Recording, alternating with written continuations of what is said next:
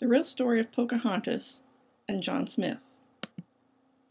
There are stories we are told in U.S. history. Christopher Columbus discovering America. Pilgrims and Indians sitting down to the first Thanksgiving. Captain John Smith and Pocahontas falling in love. Those stories are mostly true. Columbus did discover the Caribbean and thereby discovered the New World. The Pilgrims and Indians did sit down to a Thanksgiving feast, although it was the only one they ever had. However, not all of the stories we are told are true. Captain John Smith and Pocahontas did not fall in love with each other. The story that we are told is that Captain John Smith is taken prisoner by Chief Powhatan, Pocahontas' father. Powhatan decides to kill Smith. Pocahontas throws herself on top of Smith to save him. They fall in love and live happily ever after. As Paul Harvey would say, here is the rest of the story. The story of Pocahontas saving Captain John Smith comes from Smith's own journal, a journal that he exaggerated in. Being an adventurer, he wanted to make his own life seem even more exciting than it already was. Pocahontas was not mentioned in the original telling of the story. John Smith had been sent to Virginia from England to make the colonists work. He established the rule, no work, no food. If you did not work, you would not eat. He worked with Powhatan to keep the colonists from starving. Sometimes negotiations did not go well.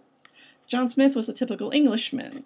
He thought himself superior to most other beings, and therefore did not make him an easy person to negotiate with.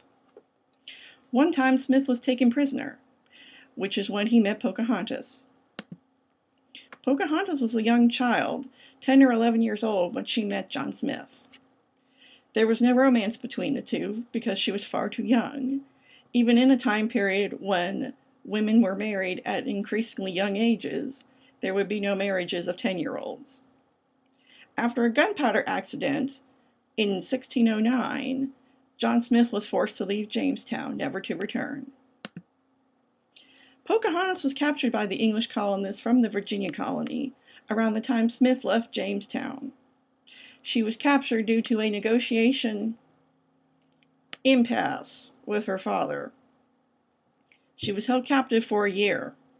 During that time, she met John Rolfe and later married him. And here is the end of the story, the true end of the story. When she traveled to England with Rolfe, many years later, she saw Smith for the first time in years. By that point, she had converted to Christianity and had taken the name Rebecca. Her husband had brought her to England so as to show what the New World looked like, and she was quite a sensation. While in England, she came down with a disease of some kind, and while recuperating in the countryside, this is when she sees Smith again for the first time. They were friends and nothing more. She was, by most accounts, happily married to John Rolfe and even bore him a son.